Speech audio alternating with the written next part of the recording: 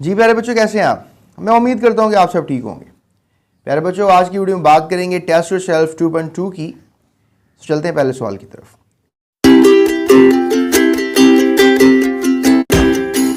How was it proved that the whole mass of an atom is located at its centre?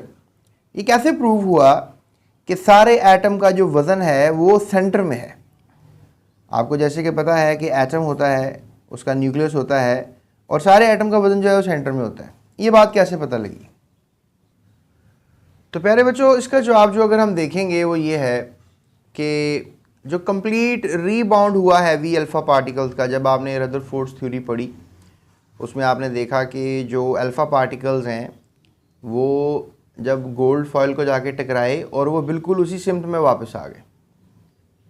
तो वापस आने का मतलब तो ये है कि अल्फ़ा पार्टिकल से भी हैवी चीज़ कोई सामने है, इसीलिए तो रीबाउंस हो रहा है।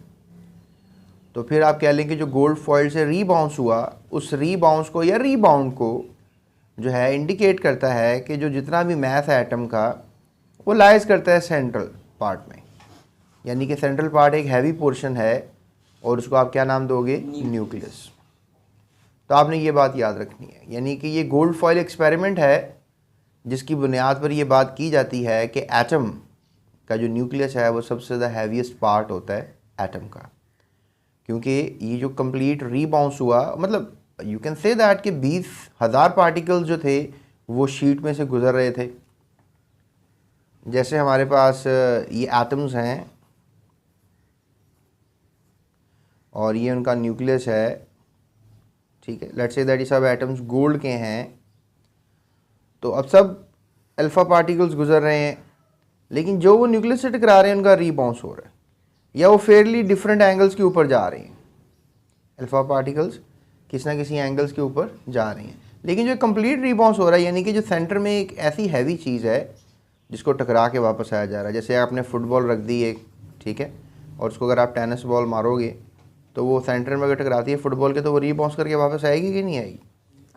उसकी वजह ये है कि ये एक हल्का पार्टिकल है और फुटबॉल एक भारी पार्टिकल है।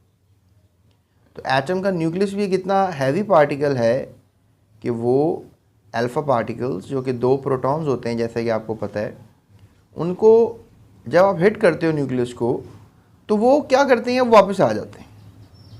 अल्फ़ा पार्टिकल्स, चूँकि न्यूक्लियस में भी गोल्ड के बहुत से प्रोटॉन्स होते हैं, यू नो। चलें आप बताएं कितने प्रोटॉन्स होते हैं? तो बता देता हूँ, 79 प्रोटॉन्स होते हैं। अब जो 2 प्रोटॉन्स वाला पार्टिकल जिसे हम हीलियम न्यूक्लियाई बेसिकली कहते हैं, अब ये हीलियम न्यूक्लियाई जिसको हम अल्फ़ा पार्टिकल भी कहते हैं, प्यारे बच्चों, जब ये टकराएगा 79 प्रोटॉन वाले एक मैस बॉडी के साथ, look at that, let's say that कि ये हमारे पास एक बड़ा न्यूक्लियस है जिसमें 79 पॉजिटिव पार्टिकल्स हैं। तो थोड़े से 2 पॉजिटिव पार्टिकल्स इन 79 पार्टिकल्स का क्या बिगाड़ लेंगे? इनको वो खिसका तो नहीं सकते ना। तो लिहाजा ये क्या करेंगे? कंप्लीट रीबाउंस करेंगे, ये इंडिकेट करते हुए कि न्यूक्लियस एक हैवीएस्ट मोस्ट बॉडी है किसी भी एटम की।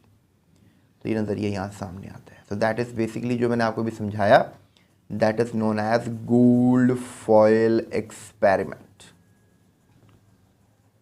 क्या कहोगे इसको? Gold foil experiment.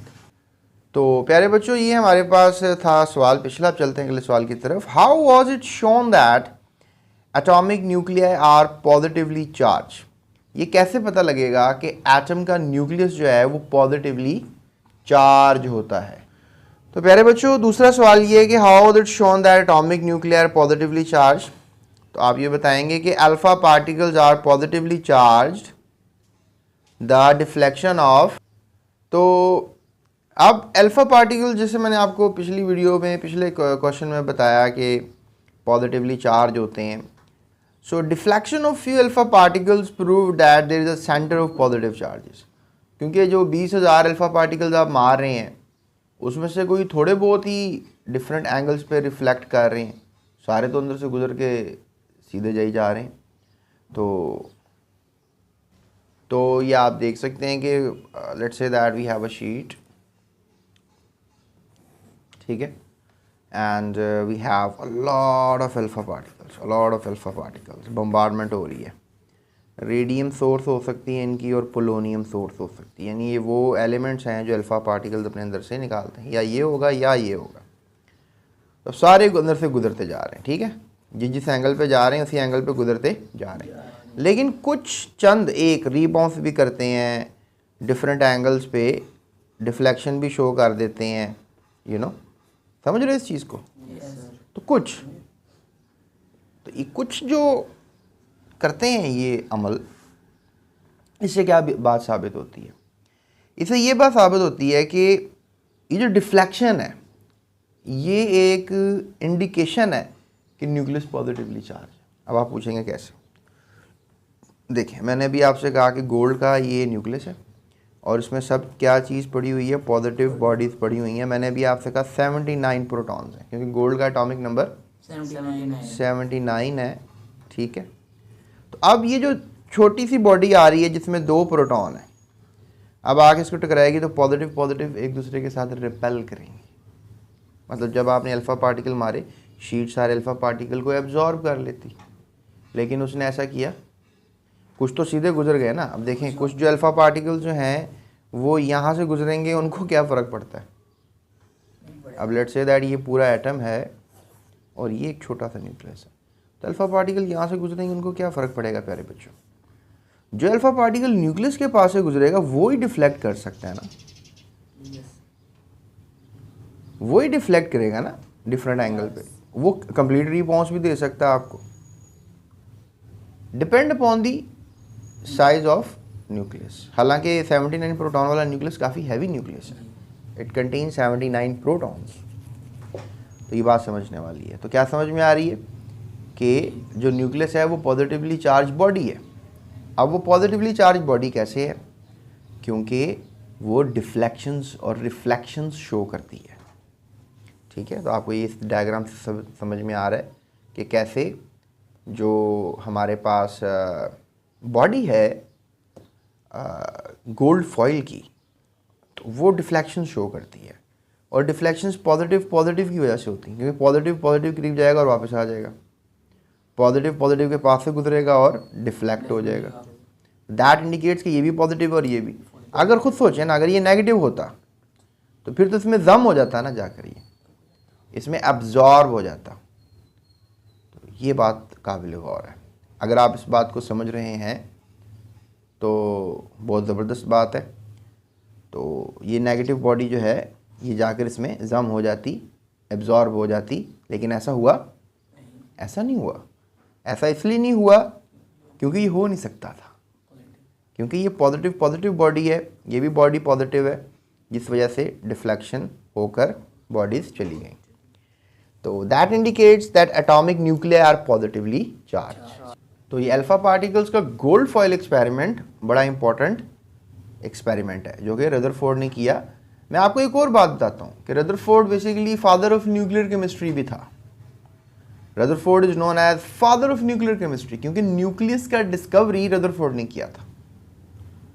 तो सेंटर पॉजिटिवली चार्ज होता है और उसको हम क्या कहते हैं? Nucleus of an atom. Suppose if there is a negative charge on the nucleus, the alpha particle must stick with it being positively charged, but actually these deflected which indicate positive charge on the nucleus.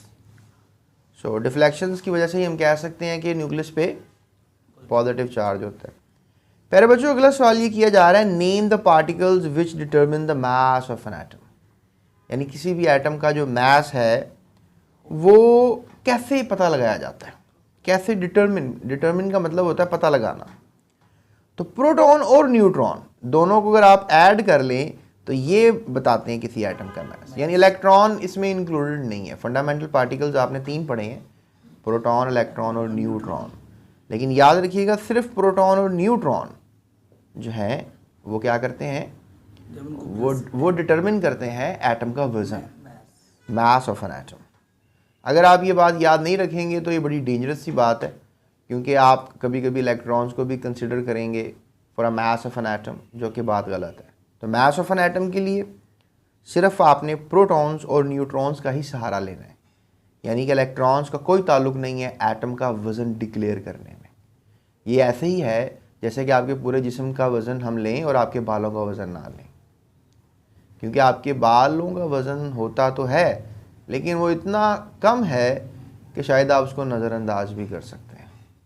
या फिर आप कह लें आप अपने पूरे वज़न का, बॉडी का वज़न लें, या कोई बॉडी का छोटा सा हिस्सा है उसका वज़न आप ना कंसिडर करें। तो ये कुछ ऐसे ही है, जैसे आपने कपड़े पहने हुए हैं, आप अपनी पूरी बॉडी का वज़न लें, कपड़ों का भी वज़न ले लें, लेकिन बटनों का वज़न ना लें। तो यहाँ से क्या इंडिकेट होता है कि यहाँ पर आप न्यूट्रॉन और प्रोटॉन्स को जो है वो पजीराई दे रहे हैं, लेकिन आप इलेक्ट्रॉन्स को इतनी वज़न के लिहाज से रिस्पेक्ट नहीं दे रहे हैं। तो इसका जवाब ये बनेगा। उसके बाद प्यारे बच्चों सवाल किया जाता है कि what is the classical theory of radiation and how does it differ from quantum theory. कि क्लासिकल थ्योरी क्या है और क्वांटम थ्योरी क्या है, क्यों फ़र्क है इन दोनों में। तो उसमें मैं आपसे एक बात शेयर करता हूँ। तो प्यारे बच्चों अब हम बेसिकली बात करते हैं क्लार्क मैक्सवेल की।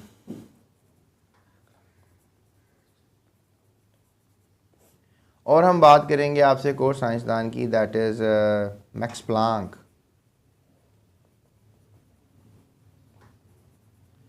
अब मैक्स प्लांक में और क्लार्क मैक्सवेल में जो है वो क्या फ़र्क है। तो प्यारे बच्चों इन दोनों में फ़र्क ये है कि इसने दी क्लासिकल थ्योरी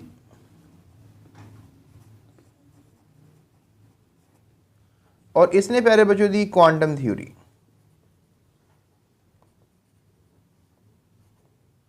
अब क्लासिकल थ्योरी देने वाला और क्वांटम थ्योरी देने वाला ये कौन कौन थे। क्लासिकल थ्योरी क्या थी? क्लासिकल थ्योरी ये थी कि अगर हमारे पास एक न्यूक्लियस होता है और उसके गिर्द एक इलेक्ट्रॉन है, तो वो क्या करेगा, वो इसके गिर्द घूमेगा, इसके गिर्द घूमेगा, इसके गिर्द घूमेगा, इसके गिर्द घूमेगा, घूमेगा घूमेगा घूमेगा घूमेगा घूमेगा घूमेगा और घूम ही जाएगा।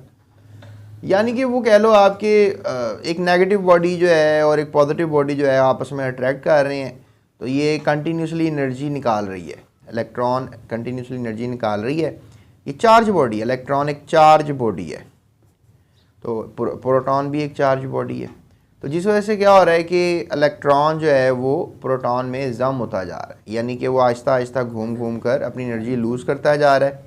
ये बेसिकली कह रहा था कि continuously lose energy, charge body जो एक होगी कंटिन्यूसली लूज़ एनर्जी, ये इसका एक बहुत बड़ा पॉइंट था। लेकिन इसके बरक्स हमारे पास आता है क्वांटम मैक्स प्लांक का नज़रिया, जो कि 1900 में दिया गया। ठीक है, 1900 में। अभी नज़रिया क्या समझाता है हमें? नज़रिया हमें ये समझाता है कि जब एक पॉजिटिव बॉडी एक नेगेटिव बॉडी अगर घूमेंगे, तो प्यारे बच्चों ये बात याद रखिएगा कि electron being a charge particle energy lose नहीं करेगा, बल्कि एनर्जी जो है वो कंजर्व रहेगी, एनर्जी कंजर्व रहेगी। और ये बहुत फ़र्क था दोनों बातों में।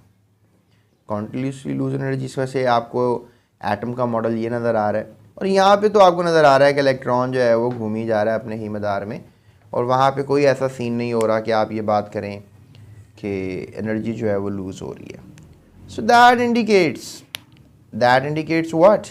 दैट इंडिकेट्स कि इलेक्ट्रॉन जो है वो कंटिन्यूसली एनर्जी लूज़ नहीं करता। ये थी मैक्स प्लांक की थ्योरी। Energy is quantized. क्या वर्ड है? Quantized. क्वांटाइज्ड, यानी कि एनर्जी जो है उसका एक पैमाना है, उस पैमाने को कम ज़्यादा नहीं किया जा सकता।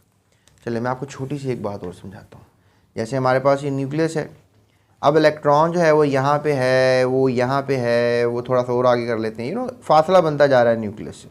लुक एट दैट, ऐसा ही है ना, न्यूक्लियस से क्या बनता जा रहा है? फासला.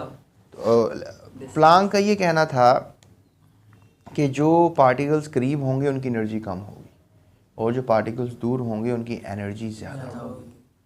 अगर आप इसकी एनर्जी को E1 कहते हो, तो इसकी एनर्जी को आप E2 कह लो, इसकी एनर्जी को E3 कह लो, और definitely E3 is always greater than E1, और even E3 is greater than E2। तो ये बातें आपको पता होनी चाहिए। अगर आप ये बातें आप दिमाग में रखेंगे तो ये दो नज़रियात आप देखें। और इंटरेस्टिंग फैक्टर बताऊं, रदरफोर्ड के नज़रियात को गलत इसलिए कर दिया गया क्योंकि वो फॉलोअर था क्लार्क मैक्सवेल का, क्योंकि रदरफोर्ड फॉलो करता था क्लार्क मैक्सवेल को। लेकिन जो एक और साइंसदान था जिसने एटॉमिक मॉडल दिया, उसका नाम था नील बोहर। अब बोहर जो था उसका नज़रिया सही रह गया। उसके पीछे क्यों सही रह गया? क्योंकि उसका फॉलोअर कौन था, उसका टीचर कौन था? Max Planck. तो ये भी एक बहुत बड़ा तजादाती बात है। ये 79 में साइंसदान ने अपना नज़रिया दिया था, इसने 1900 में दिया था। That was known as classical theory and this is known as quantum theory.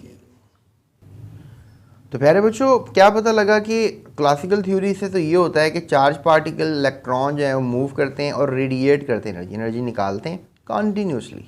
लेकिन क्वांटम थ्योरी हमें समझाती है कि एनर्जी जो है वो एमिटेड नहीं होती कॉन्टीन्यूसली, बल्कि डिसकॉन्टीन्यूसली निकाली जाती है। यानी कि अगर आप इलेक्ट्रॉन को मूव करना चाहेंगे from one place to another, तो आपको एनर्जी लगानी पड़ेगी या निकालनी पड़ेगी। मतलब अगर आप उसको ऊपर से नीचे लाएंगे तो एनर्जी निकालनी पड़ेगी, नीचे से ऊपर लेके जाएंगे तो एनर्जी लगानी पड़ेगी। ये वो कहना चाह रहा था, जो कि मैक्स प्लांक था क्वांटम थ्योरी की मदद से। तो therefore moving electron does not emit energy as long as remains in the same orbit, और ये सेम ऑर्बिट में भी रहते हैं इलेक्ट्रॉन्स। तो ये बात आपने समझनी है अगर आपको ये समझ में आ रही है, ठीक है। उसके बाद the last but not least, हम आखिरी सवाल की तरफ चलते हैं। अब सवाल ये किया जा रहा है, how can you prove that angular momentum is quantized? जो एंगुलर मोमेंटम है वो क्वांटाइज्ड है। सबसे पहले तो मैं आपको ये बताऊं कि एंगुलर मोमेंटम क्या होता है, ताकि उसका आपको क्लियर हो जाए। तो पहले बच्चों, एंगुलर मोमेंटम ये होता है कि लेट्स से दैट हमारे पास ये न्यूक्लियस है और ये इलेक्ट्रॉन जो है वो मूव कर रहे हैं। लुक एट दैट, ये बहुत इंपॉर्टेंट कॉन्सेप्ट है, इसको आपने बॉदर करना है। अब होता ये है कि यहाँ पे हमारे पास इलेक्ट्रॉन्स जो हैं वो मूव करते जा रहे हैं। अब देखें, इलेक्ट्रॉन और प्रोटॉन के दरमियान एक कुव्वत कशिश है। एक कुव्वत कशिश है। एक कुव्वत कशिश यानी कि एक अट्रैक्शन फोर्स है। अट्रैक्शन फोर्स क्यों है? क्योंकि ये नेगेटिवली चार्ज बॉडी है, ये पॉजिटिवली चार्ज बॉडी है। अब ये जो हमारे पास इलेक्ट्रॉन मूव कर रहा है, तो यहाँ पे इलेक्ट्रॉन जो है यहाँ जा सकता है। अगर वो यहाँ पे इलेक्ट्रॉन है, अगर ये अट्रैक्शन ना रहे तो वो इलेक्ट्रॉन यहाँ जा सकता है। अगर यहाँ पे इलेक्ट्रॉन है, इसके दरमियान अट्रैक्शन है, तो वो यहाँ पे जा सकता है। लेकिन वो अपने मदार में, मदार कहते हैं ऑर्बिट को, वो शेल को जहाँ इलेक्ट्रॉन घूम रहा है, वो अपने मदार में ही घूमता रहता है। तो वो उसका मोमेंटम, ये जो घूमने को हम कहते हैं मोमेंटम, ठीक है, मोमेंटम। जो चीज़ कंटिन्यूसली घूम रही हो, उसने कभी भी ना रुकना हो, उसको हम कहते हैं मोमेंटम। तो ये हमेशा मोमेंटम में होता है। ये जो हमारे पास इलेक्ट्रॉन है, it is always always in momentum. तो लिहाजा क्या समझ में आया कि हर वक्त मोमेंटम में है, इलेक्ट्रॉन हमेशा मोमेंटम में होता है। तो प्यारे बच्चों, ये आपने बात याद रखनी है कि जब इलेक्ट्रॉन मोमेंटम में होता है तो उसका मोमेंटम एंगुलर है। अब आपको कि सर ये एंगुलर क्या होता है? तो एंगुलर यही है ना, ये देखें एंगल बन रहा है ना एक। अगर यहाँ चला जाता तो यहाँ गया, तो इन दोनों स्पेसेस के दरमियान एक एंगल बना। अगर ये यहाँ चला जाता, ये यहाँ गया, तो यहाँ पर भी एक एंगल बना। तो एक एंगल मेंटेन रखता है हमेशा, इलेक्ट्रॉन मूवमेंट के दौरान अपना एंगल मेंटेन रखता है। इसको हम कहते हैं एंगुलर मोमेंटम। अब मैं आपको चलें एक और बात समझाता हूँ। अब हमारे पास लेट्स से दैट ये इलेक्ट्रॉन है, ये पॉजिटिव बॉडी है, इसने इसके गिर्द घूम रहा है। समझ में आ रही है कि एंगुलर मोमेंटम से घूमना है। अब ख़ुद मुझे ये बताएं कि क्या ये इलेक्ट्रॉन का कुछ ना कुछ तो वज़न होगा ना? इसकी जो मोमेंटम की स्पीड है, जिसे हम वेलोसिटी कह सकते हैं, वो तो कुछ ना कुछ होगी। और ये एक फ़ासला भी तो होता है। अब कोई इलेक्ट्रॉन इससे दूर घूम रहा है, कोई इलेक्ट्रॉन और उससे दूर घूम रहा है, ये भी तो पॉसिबल है। तो कुछ ना कुछ इसका आर होगा, आर मीन रेडियस। और ये चीज़ें डायरेक्टली प्रोपोर्शनल होंगी किसके? एन। एन क्या है? एन बेसिकली वही नंबर, लेट्स से दैट कि हमारे पास डिफरेंट शेल्स हैं अराउंड द न्यूक्लियस, और लेट्स से दैट हमारे पास जो ये न्यूक्लियस है, ये पहला एन है, ये दूसरा एन है, ये तीसरा एन है, ये चौथा एन है। डिपेंड करता है ना कौन सा एन है, 1 2 3 4 एन। तो ये डायरेक्टली प्रोपोर्शनल है एन पे। देखो ना, अब लेट्स से दैट यहाँ पर अगर इलेक्ट्रॉन घूम रहा है तो उसका एंगल कुछ और होगा। यहाँ पे अगर घूम रहा है तो उसके एंगल्स में फ़र्क आ जाएगा, बड़े एंगल्स बनेंगे। यहाँ पे घूम रहा है तो उससे और बड़े एंगल्स बनेंगे। तो that thing is directly proportional to the M V R is directly proportional to N. और एज क्या है? एज बेसिकली ये एक फासला है दो शेल्स के दरमियान। इसे कहते हैं प्लांक्स कांस्टेंट, राइट?